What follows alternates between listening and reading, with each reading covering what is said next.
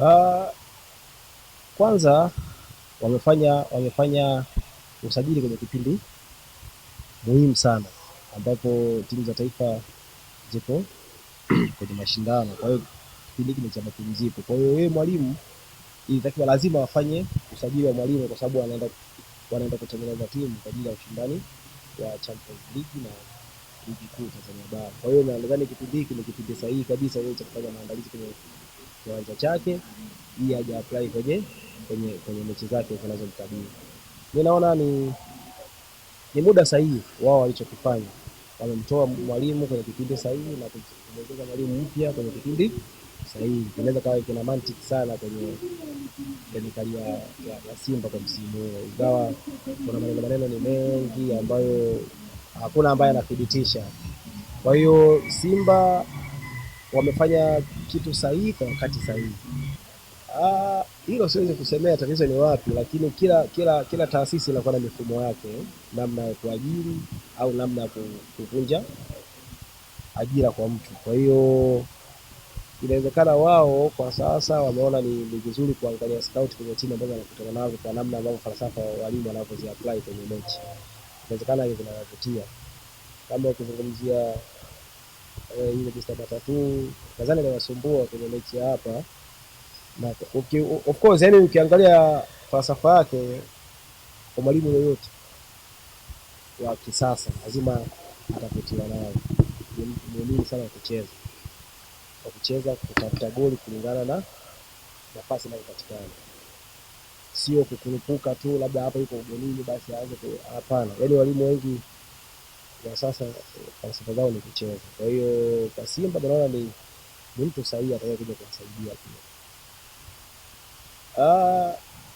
Mimi nadhani hizo ni tetesi, lakini kwa Maurice Abraham alichokifanya no doubt kwamba ni mchezaji mzuri na mchezaji muhimu kwenye Simba. Kwa hiyo mimi nawe hatujui, inawezekana kweli alisaini miezi 6 au hakusaini, lakini kipindi kama hiki sio cha kuchukulia maanani sana, lakini ndio kitu ambacho kinafika sana viral. Tetesi ndio zinafika sana viral kuliko uhalisia. Kwa Maurice Abraham kwa Simba ni mchezaji muhimu sana, mchezaji muhimu, na Simba akimpoteza kuna pengo kubwa litakuwa limebakia. Na Yanga wakimpata, na ukiangalia Yanga wana struggle kwenye inside 10. Yaani Maurice Abraham anaweza akawapa kitu pia kwenye hiyo nafasi ya namba 10. Na wao ndio shida yao kubwa iko hapo. Swala la kuondoka, swala la kubaki, mimi nadhani ni kichwani kwake, lakini alichokifanya Maurice Abraham kama alipewa miezi 6, vile ndio mchezaji anatakiwa afanye, kwamba unapewa majaribio lakini unafanya kazi baadaye upate maslahi.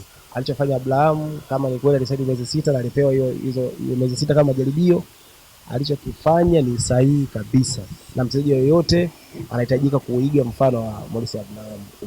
Umepewa muda mfupi bwana, tunakuangalia utafanya kweli. Sasa hivi ndo nakaa mezani, atataja chochote anachokihitaji atapewa kulingana na performance yake na uwezo wake alioonyesha. Kwanza Simba na timu bora sana. Ambayo inaweza kukompiti na timu yoyote kwa sasa. Kwa shida ambayo nimeiona mimi, naamini ni psychology tu, labda haijawa sawa, kwa maana ya kuwapa nguvu wachezaji. Hiyo inaweza kawa inaharibu kwa asilimia kubwa. Ukikuta sasa kinachotuharibu zaidi ni mitandao ya kijamii. Ukikuta huyu kaongea hivi, hatujui yale anayoongelea ni kweli au sio kweli. Lakini sisi au wachezaji wakiwa wanaangalia sana mitandao ya kijamii, ndio rahisi kuathirika kisaikolojia. Kwa Simba naona mimi ni shida ya kisaikolojia tu ambayo inawakabili. Kwa hiyo wakiweza kukaa chini wakazungumza, wakapata mwanasaikolojia akawapa saikolojia wachezaji, wanaweza kufanya vizuri zaidi. Ingawa pia kipindi kama hiki cha maboresho ya dirisha la maboresho hivi ni kama kamari. Unaweza kuchukua mchezaji akaja akafiti, na unaweza kuchukua mchezaji akaja akafeli.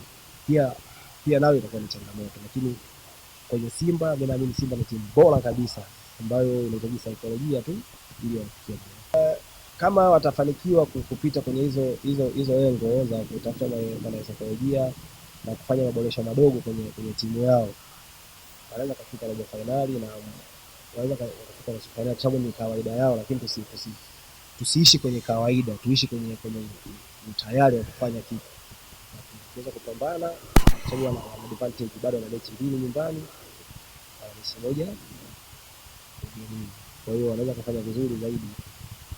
East African Spirits Company Limited ni kampuni inayojihusisha na uzalishaji wa pombe kali na bia. Kampuni hii ilianza mnamo 2018 ambapo ilianza na line ya plastiki. Tulianza uzalishaji wa bidhaa yetu inayoitwa Diamond Rock. 2019 tukaanzisha line yetu ya line ya glasi ambao tunazalisha bidhaa yetu pendwa Hanson's Choice. 2023 ndipo tulipoanza ku blend na ku manufacture beers zikiwa ni Hanson's Light, Goldberg, Basembi ambayo imeunga mwaka 2024 na Hanson's Dry iliyoanza uzalishaji mwaka 2025. Bidhaa zetu ni bora, salama, zimethibitishwa na TBS, lakini pia zina key element au niseme ni zina sifa kuu ya kutokuwa na hangover, kutokuwa na harufu mbaya, na pia zina bei nafuu kwa kila Mtanzania.